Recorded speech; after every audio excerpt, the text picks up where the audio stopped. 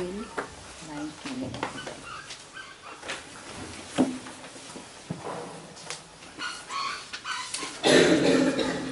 Om Sahana Bhavatu Sahanau Bhunaktu Saha Viryam Karavavahai Tejasvinavaditamastu ma vidvishavahai. Om Shanti Shanti Shanti.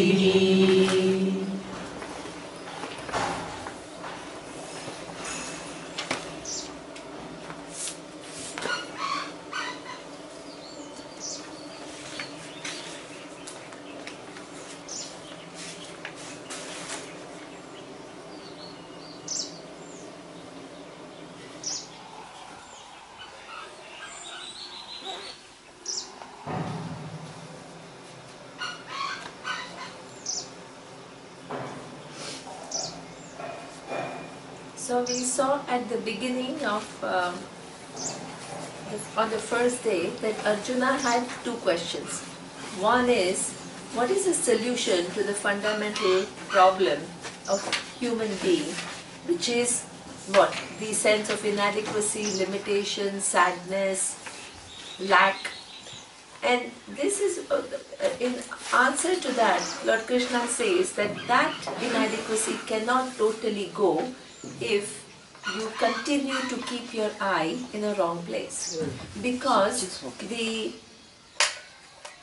nature of eye, if you make a mistake, right, if something which is limitless, and if you take it as this small, what is the magnitude of mistake? Infinite. With that infinite magnitude of mistake, if you try to solve the problem, there is no way, right? So if you want to solve this problem, there is no choice but to know this reality about yourself. Okay? So that is something that he answered. Now, the next question is, what do I do in this situation? Okay?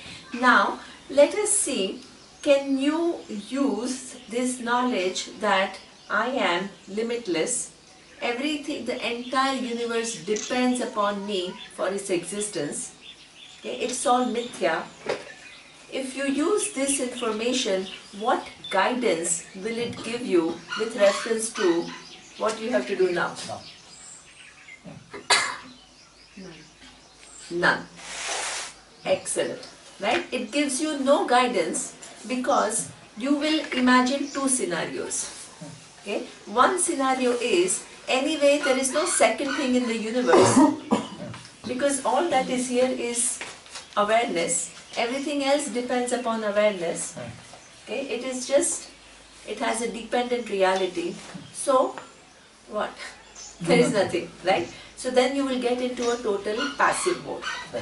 Or you can get into another mode, which is what Vinod was referring to, and that is, now I'm limitless, I'm never touched by anything, let me go and kill everyone.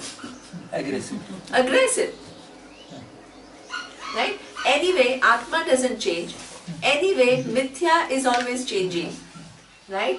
So that means if you only use this reality and try to apply it to have some kind of an idea as to how should I act in this world, okay, you will fall into this kind of a fallacy. Okay? One extreme or the other. Totally passive, everything is as it is, whatever it is, or, right, I can just do anything now because anyway Atma doesn't undergo any change. So therefore, in order to assess what I need to do in this situation, the criteria has to change. What is the criteria which has to change?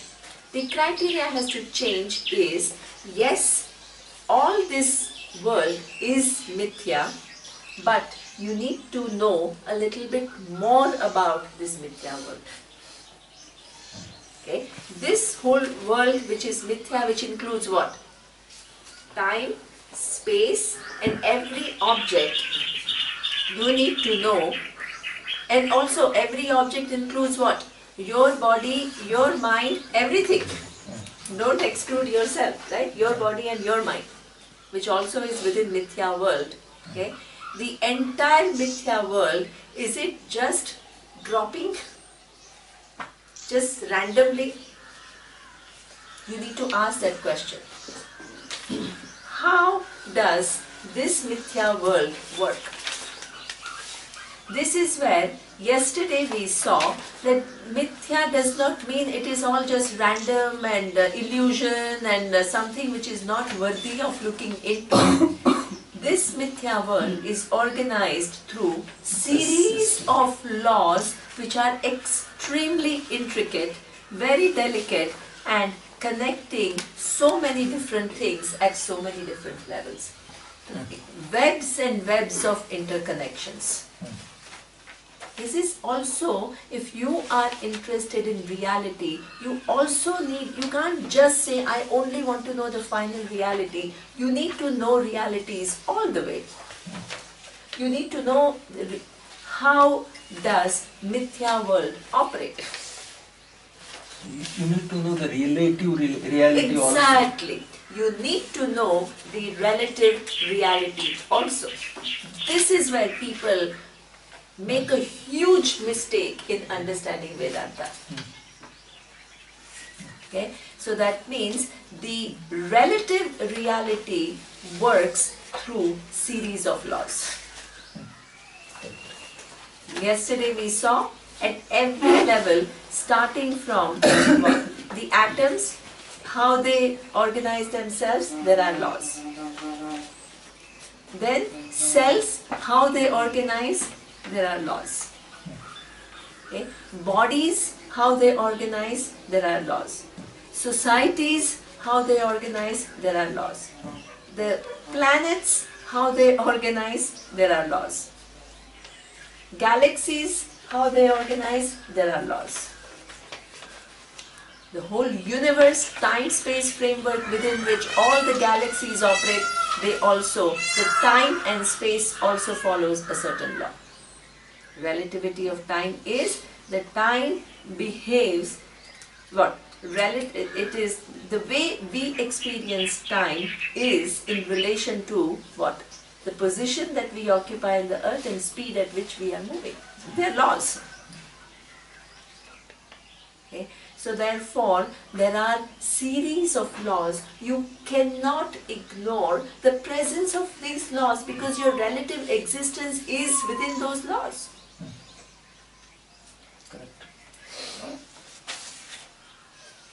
In that Mithya world, if there are all these different laws that I can go to school and figure out, and all these laws operate from when, what is the time frame within which these laws operate? Along with the creation, these laws exist. They don't start 50 years ago or 100 years ago. Okay. So, there are two other laws which are critical, as Surya was saying yesterday, to my living. The laws of dharma and laws of karma. The actions and the consequence of that action.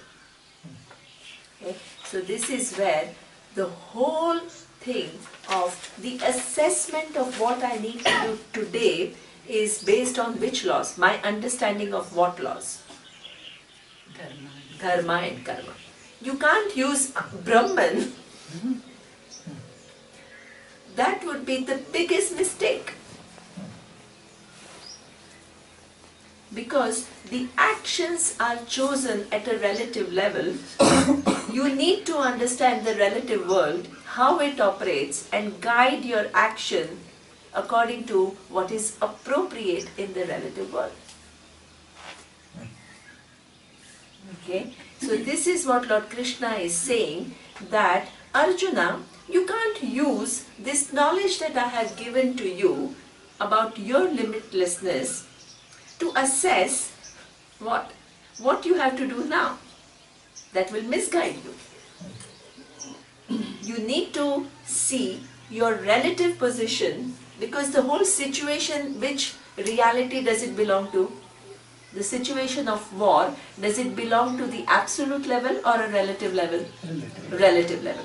So can you apply what you see as a absolute and to interpret what needs to be done at a relative level? That will be a big mistake. And people keep falling into this mistake. They never get what Vedanta is saying. Okay? He says the criteria changes. Swadharma. Swadharma apicha avekshya. If you see the situation, now I am moving to your second answer to your second question.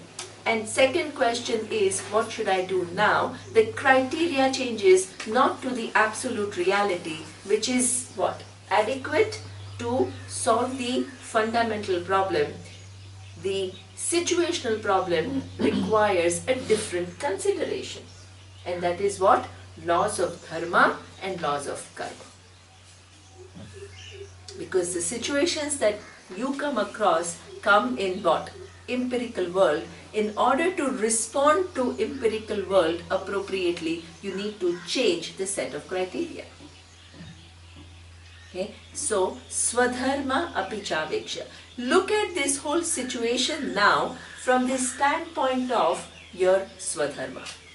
Because you want to know, what should I do now? Okay. Now, Arjuna is a very refined individual, so he has a conflict because he understands that Samanya Dharma, what is a Samanya Dharma? The universal ethical value is ahimsa, non-violence. Right? And now, in this situation, he sees himself as what? Violent. About to be violent. About to be violent. So his conflict is a very sophisticated conflict. Don't make Bhagavad Gita simplistic. It is just too beautiful a text.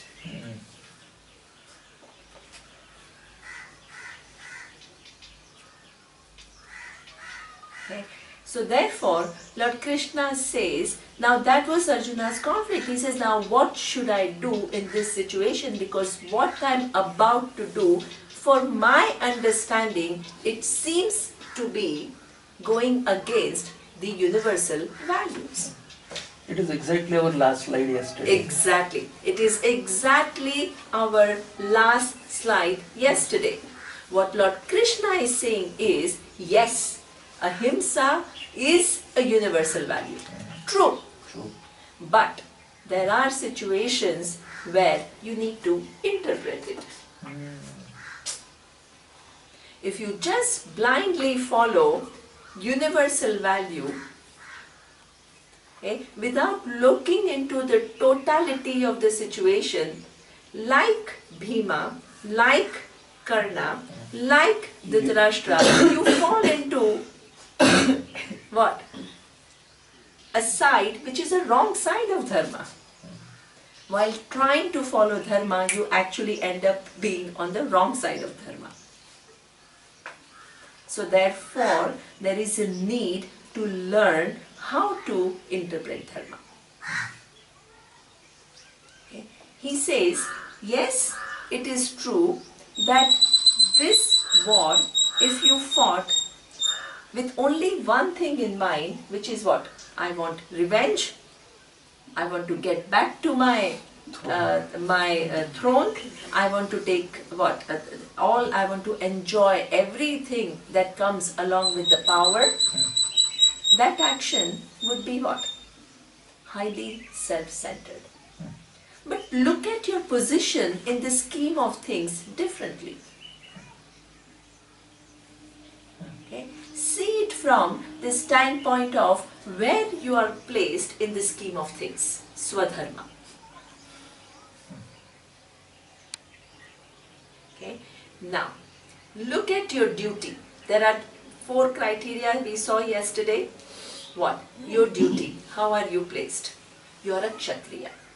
Okay? Kshatriya, if one Kshatriya is really doing one's duty, what would he stand for?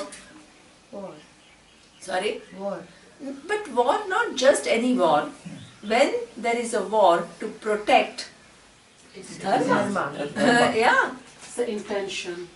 Exactly. It is the intention. Shift your intention. See it that Duryodhana is somebody who is not ethical. He has done what? Series of wrongs. Series. Starting from what? Insisting that he should have the kingdom, to what? Trying to grab that little part, to trying to kill them, to cheating in the game of dice, to what? Disrobing Draupadi, sending them to forest. 13th year was over and still insisting that it is not over. Series of wrong. Series. Okay? A person who is doing series of wrong, and you are placed in a and that person who's doing series of wrong is in the position of power.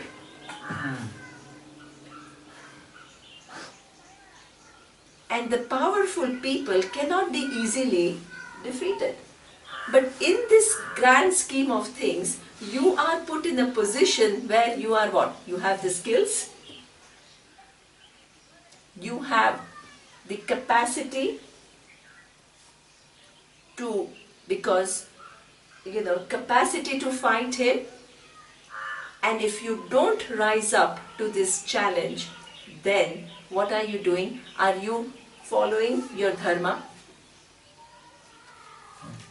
You are not. Okay? The whole criteria is different. Arjuna's placement in the scheme of things. If it was just a simple person who had no skills, his strategy would be very different. Because he had no capacity to fight this Duryodhana. Duryodhana is too powerful. Where you are placed in the scheme of things, in that placement, there are responsibilities and duties. Because what you do affects the whole net. We saw that. Indra's net.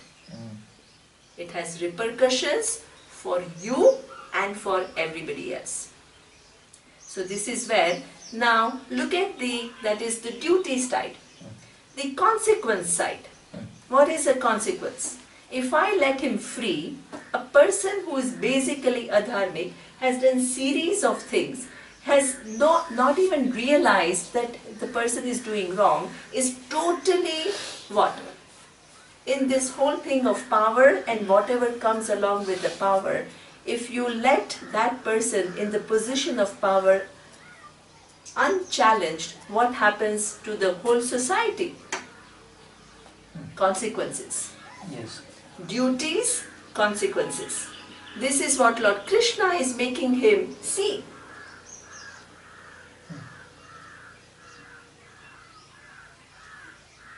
Okay? The consequences are too big. The whole it's not something which is, oh, why did Lord Krishna? We human beings, we know that. Anytime there is any person which is in the position of power who is corrupt, what do? For a while that person may go on, over a period of time what happens? Yeah. You can't just say, oh, ahimsa means let that person do whatever that person wants. No. Right? You have a certain responsibility, but each one's responsibility is different depending upon the placement of that person in the grand scheme of things. Yes. Okay? One is duties and responsibilities based on your specific position. Second is, if you don't rise up to this challenge, what are the consequences? The consequences of not resisting a strong, corrupt person who's taken to just what? Greed, doesn't hesitate to eliminate people who come in the way of power, and let him continue unchallenged is what? It has big consequences, not only what, it's not you, it is the whole society. So look at the situation from that standpoint. Duties, consequences. The other thing is pragmatism. Imagine that now we have tried, in spite of this series of wrongs that Duryodhana had done, they still tried to negotiate. Still they were willing to settle for only one house with 5 rooms. Please understand that. Okay. Duryodhana said, not even an ounce, whatever you want, you fight and you take it.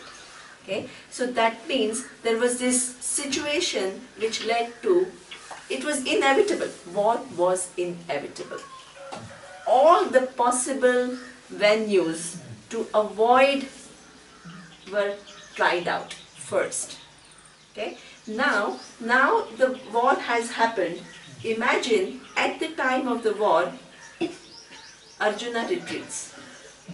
He says, I don't want to fight. And he goes. What a story it would be. What story do you think of Mahabharata it would be? Laughable. It would be a laughable story. And this is what we say, that what kind of a story is this? Last minute everything happened and Arjuna ran away.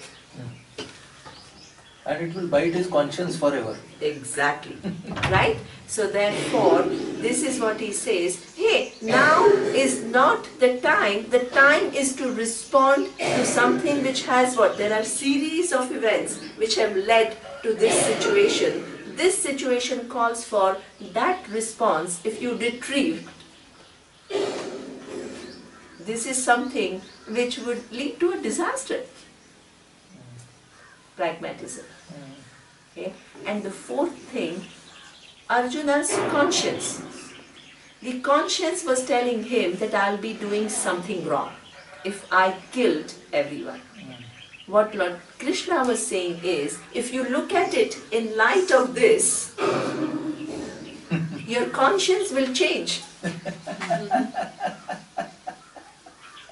If you looked at it from the standpoint of just my personal gain, and I'm killing all of them, you will have wrong, your conscience will tell you this is not the right thing to do.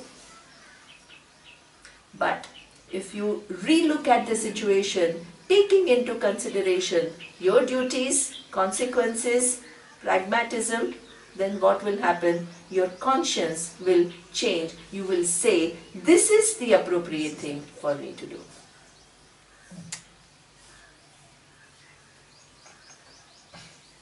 Enlightened decisions.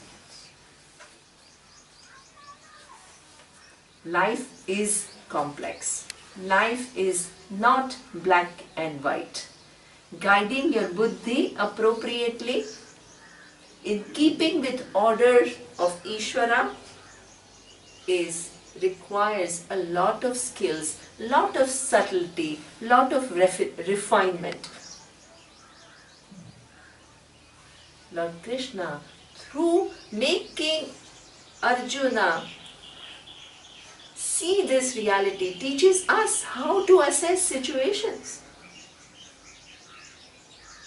We have such crude way of looking at things.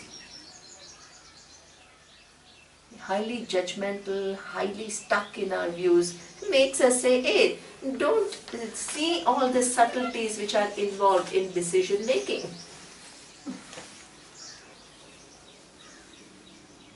And coming up with right solutions which respond to situations appropriately. Oh, I'm Brahman. This is the biggest joke.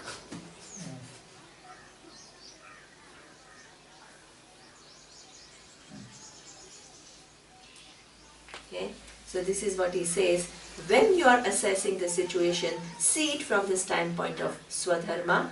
Take into consideration what? Samanya Dharma, which is the universal value. If it is in conflict, seemingly in conflict with Samanya Dharma, assess.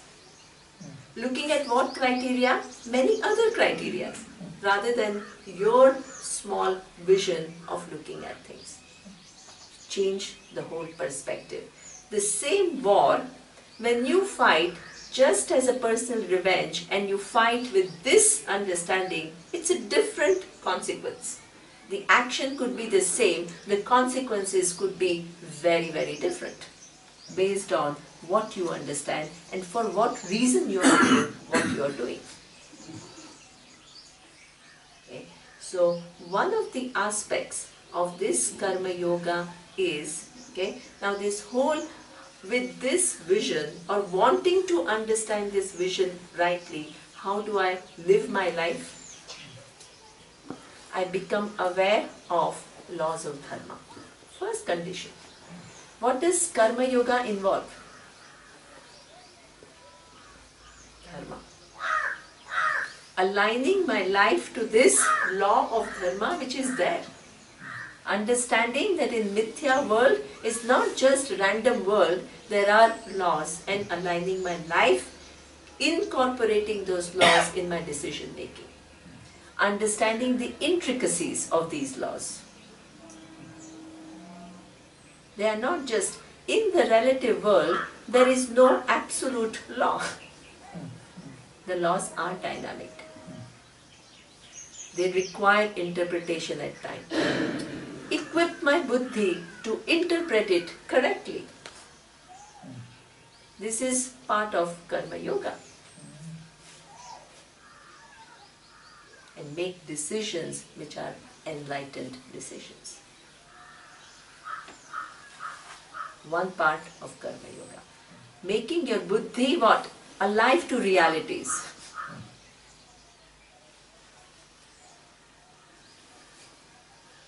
Okay. The second part of karma yoga, which is in the not next but the one after verse, which I will explain, which is what we call prasada buddhi. Okay? So before the second aspect of karma yoga, we also then need to think about what is this whole thing with desires. The actions now in the relative world, what have I understood? The actions have to be in keeping with dharma. Dharma at times requires interpretation. The interpretation cannot be done based on my convenience. It has to be done taking into consideration much bigger criteria. Yes, this is one aspect of karma yoga, which is in Bhagavad Gita. There is one other verse which says yogaha karmasu kaushalam. When I perform karma, what is yoga? I use my discretion to see what is right and what is wrong. Not impulsive in my actions, not simplistic in my choices. Okay, that is one aspect. Okay, now he is talking about most of our actions are guided by desires. Right? Nobody. There is a verse in one of the books which says, "Prayojanam vina mandaha api na pravartate." Without some end in mind, without some kind of expression of desire, even a dull-witted person will not engage in the world. Elimination of desire will lead to non-engagement in the world. And the non-engagement in the world, what will happen to this Indra's net? The whole thing will come into a standstill. The whole ecology will be totally disturbed. You have come to this world not just to walk around with nothing in mind, no emotions. Just walk around like zombies. not being able to distinguish between one situation and in the other and respond differently. The whole world is guided by what we call human being comes with that whole thing of likes, dislikes, desires. This is what we call the human personality. It's not a question of having or not having. We are all born with it. This is Ishvara's order.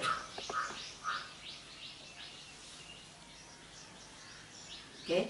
So this is where he says, now a wise person, what is the wise person's relationship with desire?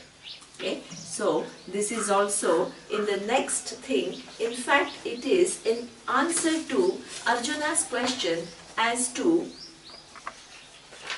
Sthita Prajna.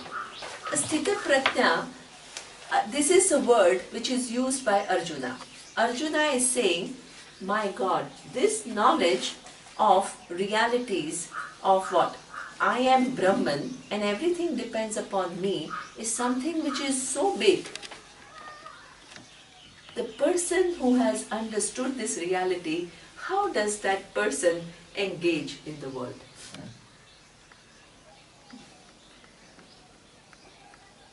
Okay.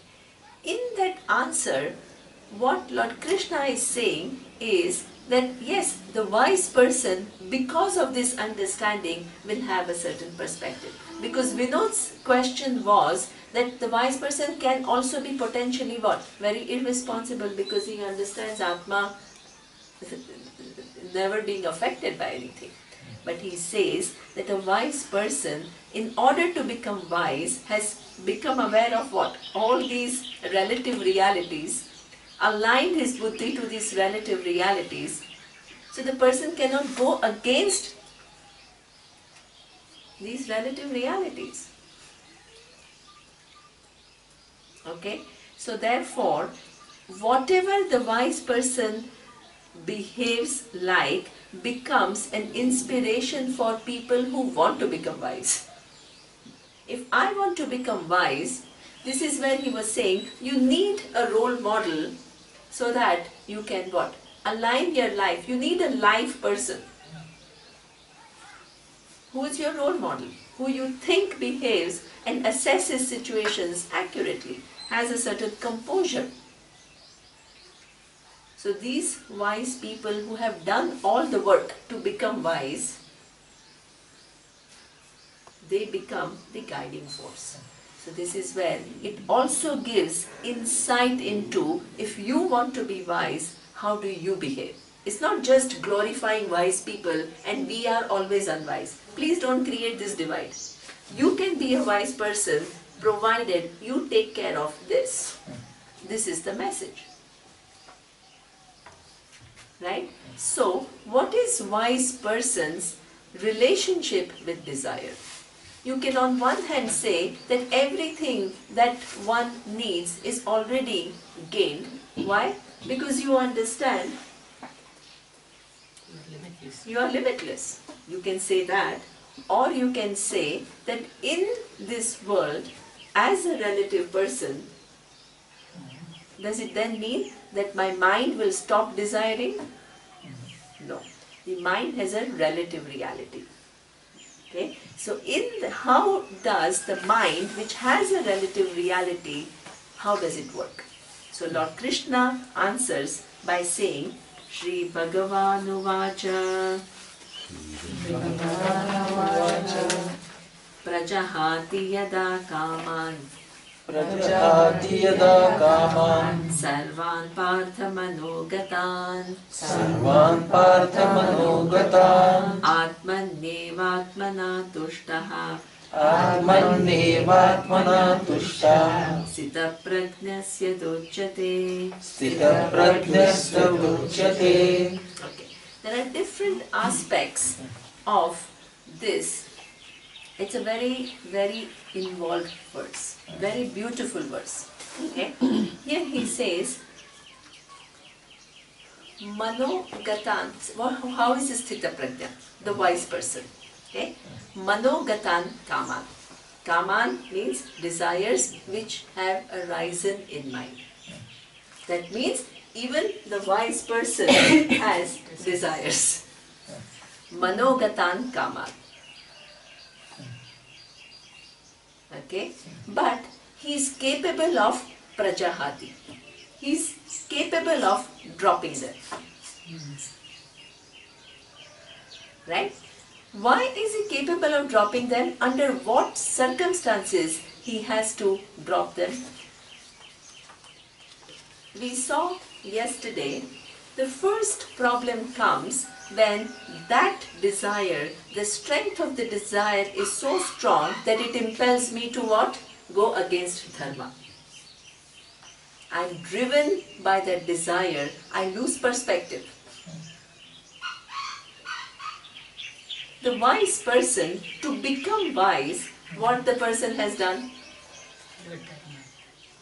Not disregarded dharma to get the desires at any cost. Assessed the desire against dharma. If I can follow dharma to get what I want, perfect. I don't need to give it up. But if it is in conflict with dharma, what do I do? Which one should I choose? That is the choice. Generally what happens? If the desires are managing you, what happens? You go along with the desire. But if you are managing desires, what happens? You go with dharma. You choose. The choice is with you. Okay? So therefore, I am able to drop it if it is going against dharma. That means you are managing desires, desires are not managing you. Okay. Second thing, as I said that, okay, I have followed dharma, I have gone along with my desires, when the result comes, it is not in keeping with what I desired. There is another set of all the problems which arise when things don't happen my way. Reactions, dissatisfactions, anger, sadness, everything happens when things don't happen my way. That is a second point of problem with going along with desires. What do I do then? You accept the reality, which is what? The reality that you accept is what is guiding the result of action. Laws of karma. Laws of karma which are infallible in nature. When you understand that when things don't happen your way, what is our whole tendency? To label the world as unfair. What do I now see? The world is not unfair. It is governed by laws which are infallible in nature. When I understand that the world is governed by laws which are infallible in nature, then instead of concluding the people are bad or I am a failure, what will I do? Accept gracefully the result. When I accept gracefully the result, that means that reactive mind that is there, I check. But unfortunately, when we talk about checking the reactive mind, we think that that means you just enter into a passive mode. This is the biggest problem in understanding what Lord Krishna is saying. You stop reaction does not mean you become passive. When you stop your reaction, then what happens? The free will that you have can be used more effectively to identify what needs to be done next. You unleash all this power that is there, which is clouded by reactions. What are you doing? You are checking the reactions so that that creativity can be proactively engaged.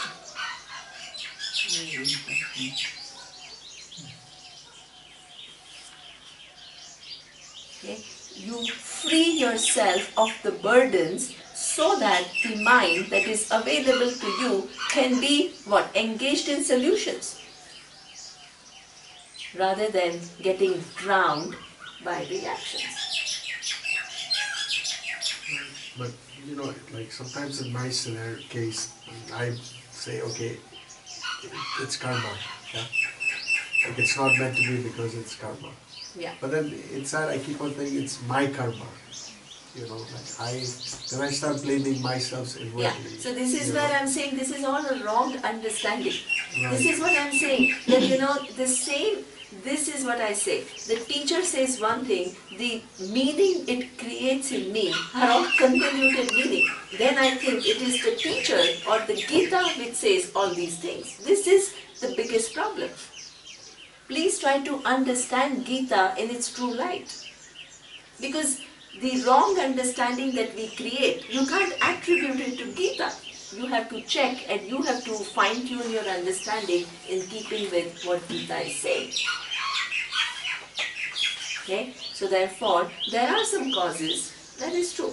But everything that is there in this world is not fixed, it's not static, it's dynamic, it's moving.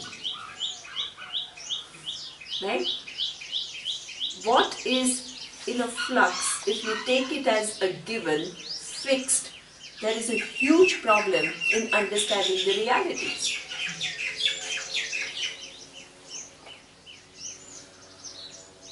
Okay? So therefore, yes, there are some past causes which could be coming in the way of what I want. I still have a choice. I have a choice whether I still decide I want it and I continue to what? See what more can I do to increase my chance of getting it, or if I think that I am not really interested, I can also drop it.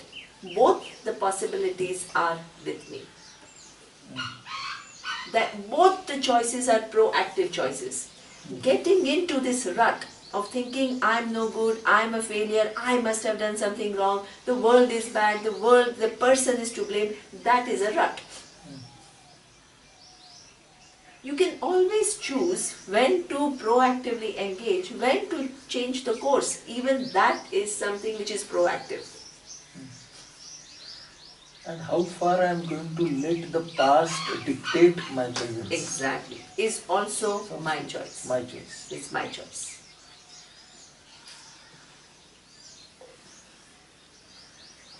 Okay.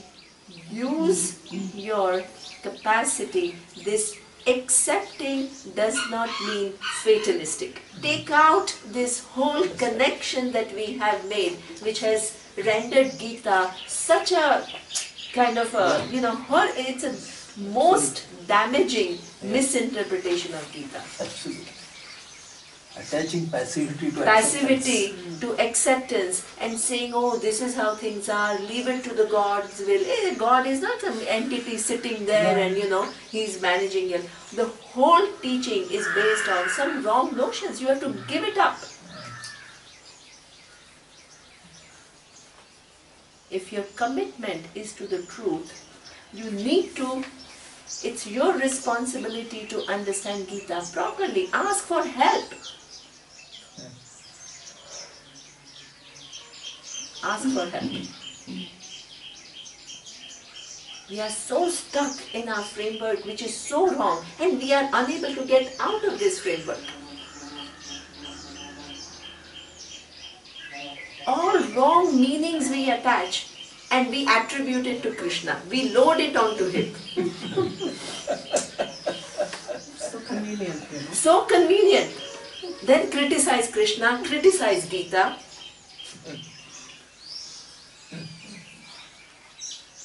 Make it simplistic.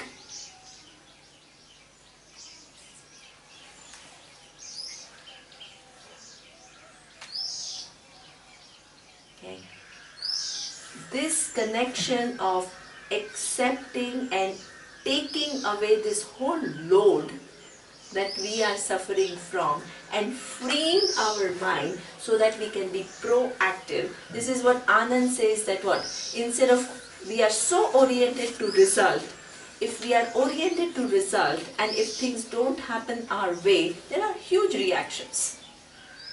But if we are oriented to the process, which is what? Our choices. Every second my attempt is to make the right choices. Karmani eva adhikaraha te. If I make the right choices, who will give me the result? Ma phaleshu kadachana. There is this infallible order, law of karma, which will give me the result. Where is my focus? On my action. Because the result I don't control. That illusion of control leads to a lot of suffering. When you think that you control, where you actually don't control, there is a big misunderstanding in your world. Your buddhi is not aligned to what is. Whenever your buddhi is not aligned to what is, there is conflict, there is a suffering.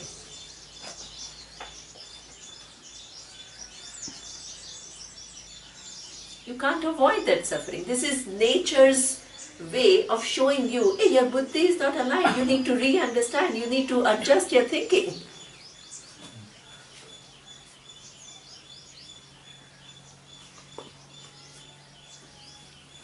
Okay, so this is where it says graceful acceptance, not just, oh, I just have to accept whatever, understanding that the laws are infallible in nature. This is what our teacher keeps saying. He says, he used to very often say something which always I was wondering, what is he talking about? Okay, he said, there is a big difference between two sentences. One is, Ishvara is infallible. That is the first sentence. The other sentence is, what is infallible is Ishvara. What is the difference? I used to always wonder, what is the difference between these two sentences? Fantastic.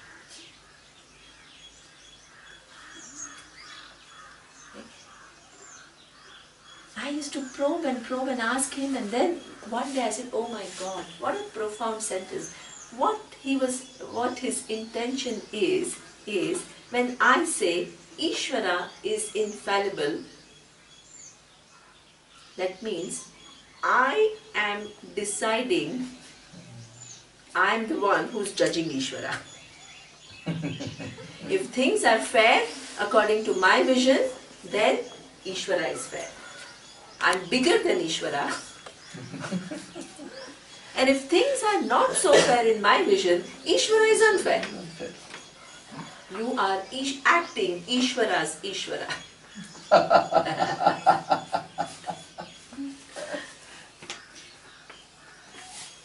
Okay? And that is the biggest fallacy a human being can have. Okay? The other case, what is infallible is Ishvara.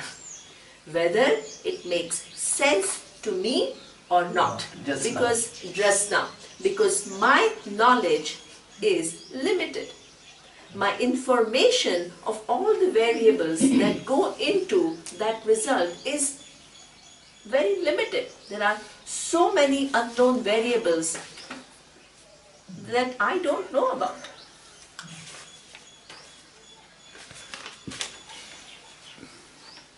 Whether it seems fair to me or not, what? There is this infallible order of Ishvara which never fails.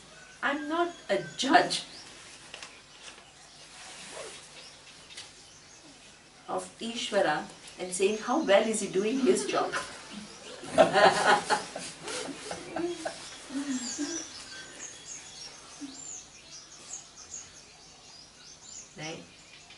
I see what is. I'm realistic about my position, my relative position in the scheme of things. Where is the enormity of knowledge which is putting the whole thing together? And what is your little knowledge within which you are trying to manipulate the world? And you think you are bigger than that?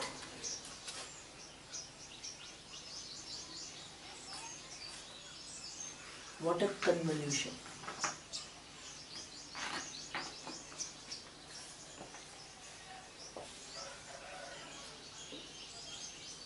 What is infallible is Ishvara. This is based on facts. When I understand the laws are infallible, what will I do? Namaha. Namaha.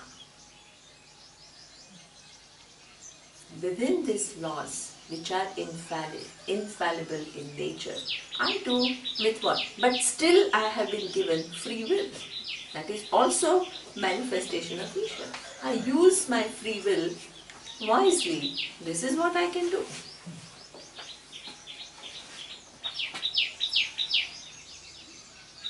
Because my free will is a gift of Ishvara. That is my way of participating in the universe. Okay. Very, very scales of vision undergo a very major shift, moving from cortex to neocortex. Not as an advice, but changing my understanding of how the world is.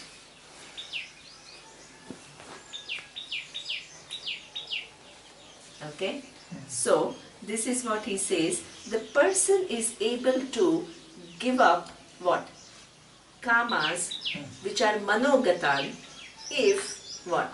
It is against dharma, or when things don't happen my way, to give up what?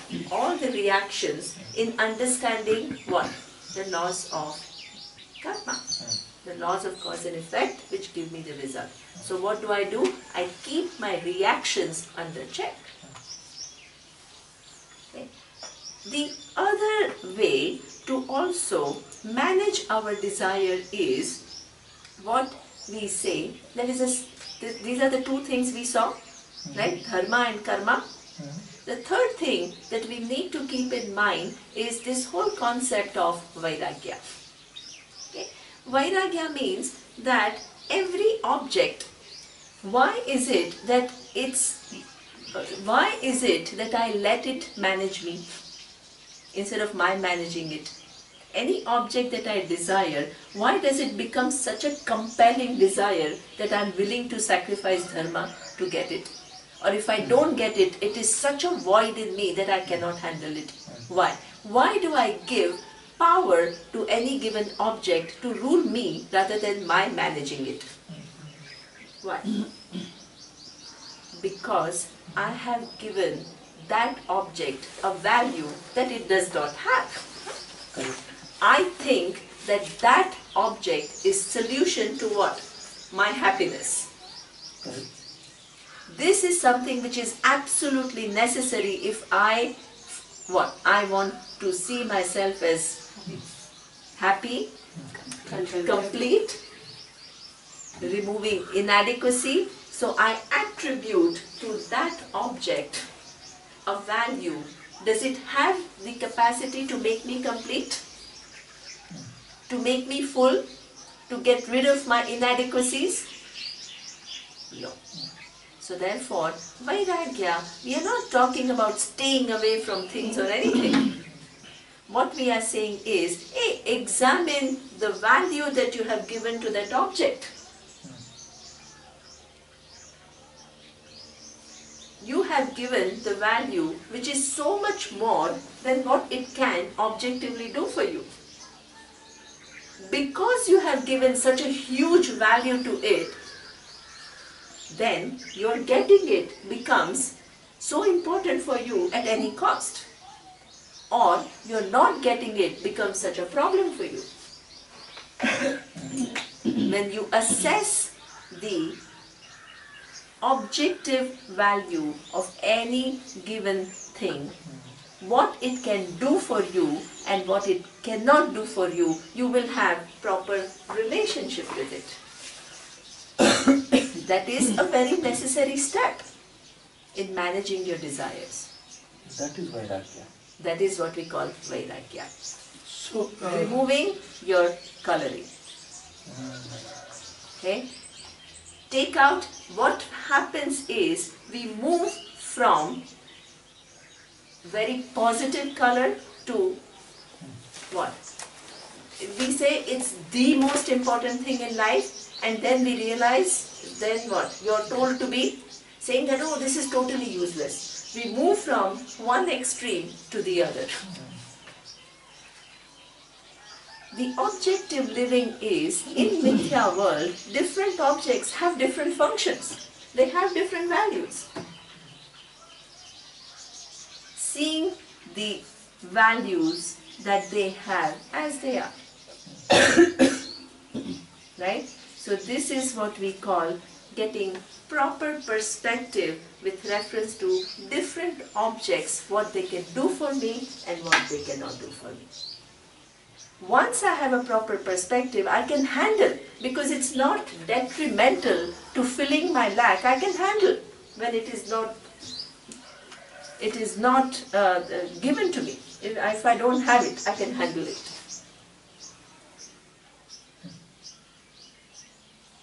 And the urge to get it is not so much that I am willing to sacrifice everything, because hey, it's not detrimental to my being or anything like that. So that is the third thing that the wise person, or to become wise, the person has understood. Okay? Dharma. Second is attitude when you receive the result, knowing that there is a law.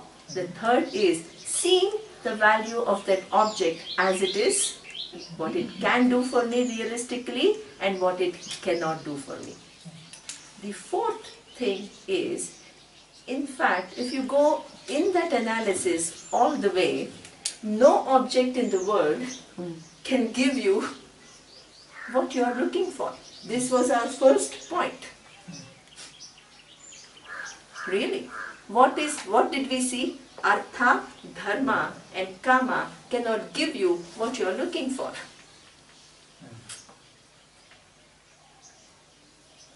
That means no object in this universe can solve what? Your emptiness. Your emptiness. Your fundamental problem.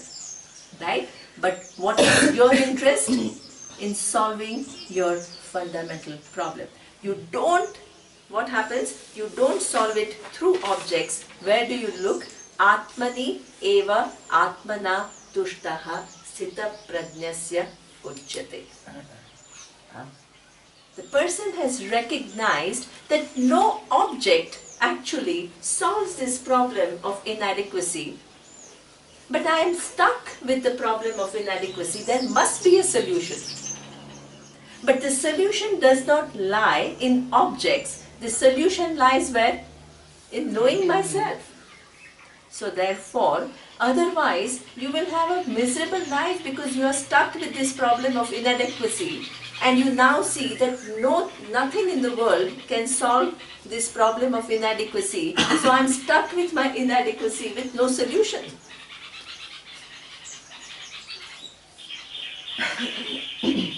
Right? Here is the solution. Atmani, I look to solve the problem of inadequacy where Atmani eva atmana tushta. I know my true nature. It's not just, oh, I have to be satisfied within myself. All this teaching of Gita is taken as though I'm this individual and I just have to be satisfied. It's all taken at a wrong level.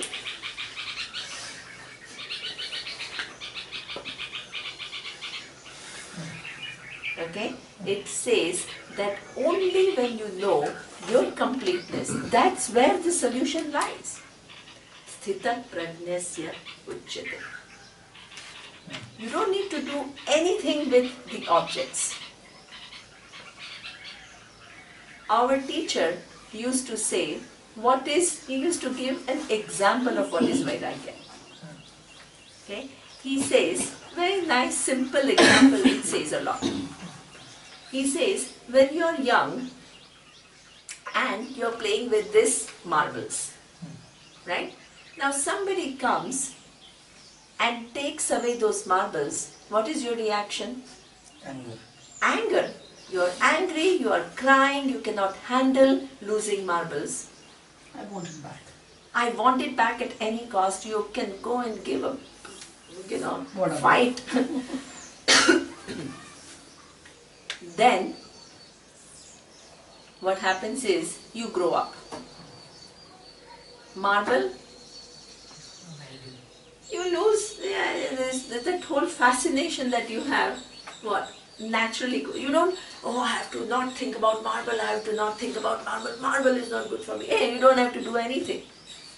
Just grow and it will automatically go.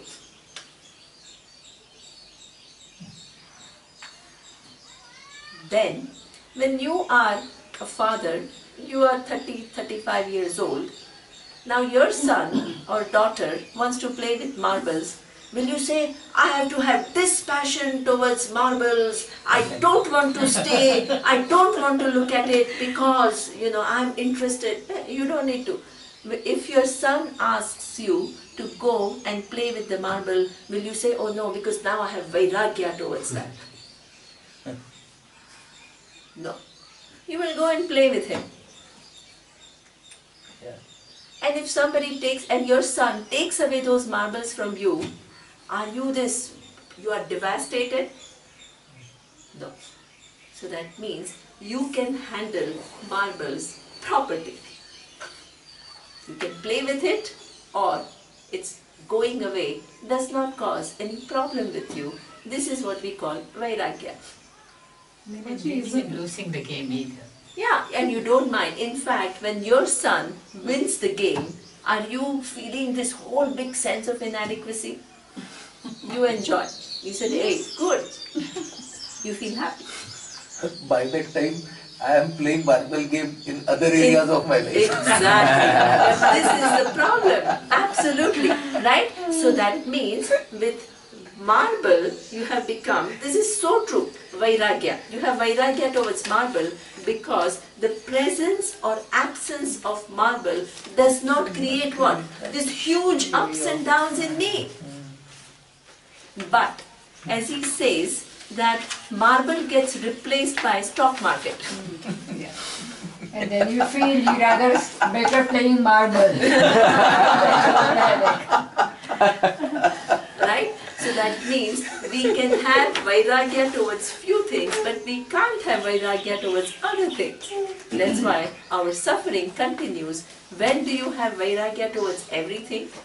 When you see the value of everything as it is, not less nor more, and the final solution lies in knowing your true nature. The whole life is put in perspective. Otherwise, they are all just partial solutions which don't lead you anywhere.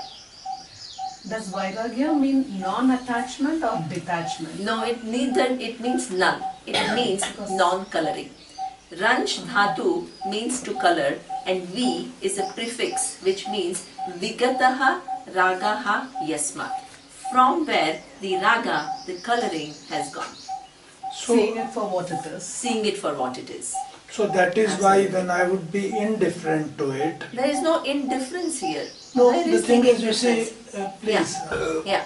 if you look up the meaning of Vairagya. No, then we are not talking Puran. Please understand, if you just need to look at the dictionary meaning, you just stay with the dictionary meaning. It is so much more. No, I've understood it. Yeah. Where this meaning would come from. Yeah. When you look at a dictionary. Yes. Now, when the dictionary is not does not satisfy you, then you look at a thesaurus, and there are 9 meanings. Then you pick up the most appropriate. So this word about which there has been so much of problem about attachment, non-attachment, detach is not the thing. When there is no coloring I am putting on those marbles, then it's the same word is, I'm not attached to them. I'm not attached to the pleasure which I get out of them. I've grown out of it. Now, if there is a difficulty with the word attachment, non-attachment, that may be different, but that is what is normally understood. So yesterday I looked up Vairagya, there are 9 dictionaries lying there. It's indifference, and I understand what it is, and why I am indifferent and not attracted towards them is because I'm not putting any value on them which they don't contain for me, any special value. You know, the coloring, I'm not coloring, so they are for me what they are. Now that leads to my indifference, which is the same thing, lack of strong desire for them. Now each of those things in your scheme of things have had very specific technical meaning, but in the common parlance, this is what I would understand. You see, non-coloring, I'm not coloring. A woman is grieving for her son, okay, because he's, declared himself to be gay. Now, she has gone into depression. She is putting a value on that son in terms of 100 other things, okay. So, that's why she is suffering. Supposing she said, no, that is his life, my life is my relationship. I'm not expecting security. So, with respect to that, I would say that is Vairagya, lack of this thing. She is indifferent to what he is doing. She's got she's practicing a kind of emotional non-attachment on that bit. It's not detached. Detach is after attachment. Non-attaching is you don't put special value in the form of giving a color to it which it should not have. See, I think everything else I agree with. The only word that I don't agree with is indifference, right? There is no such thing called indifference. What you can say is that aspect, she understands that it's his prerogative, right? What decisions he makes about his life, who he chooses as his partner, is not something which is within her sphere of influence. It is within his sphere of influence, right? It's just, it's a fact, right? Now, that doesn't mean, because indifference implies is that then she stops loving him, she stops, indifference is very loaded. Please understand. I'll try to understand. The thing is, after all, the knowledge is contained in Sanskrit. Yeah.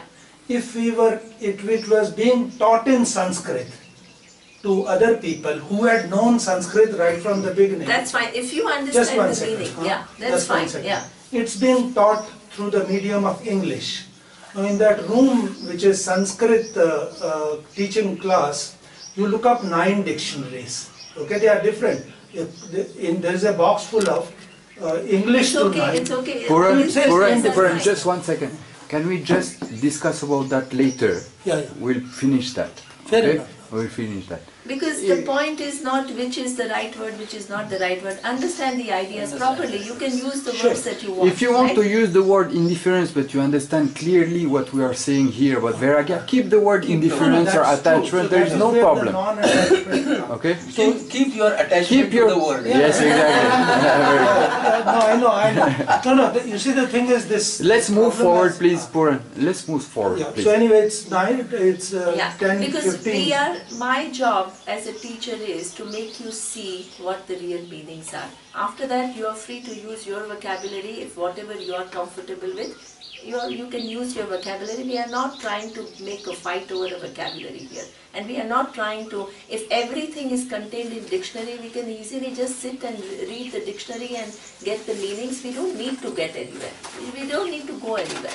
So if we have come here, we have tried to see what are certain meanings which make sense, and just change our thinking. If you want to use those words, go ahead, I mean, we are not arguing over words here, right? We are making, my responsibility as a teacher is to make you see the meanings which make sense, that's all. Om Purnamadah Purnamidam Purnat Purnamudachyate Purnasya Purnamadaya Purnamevavashishyate. Om Shanti Shanti Shanti.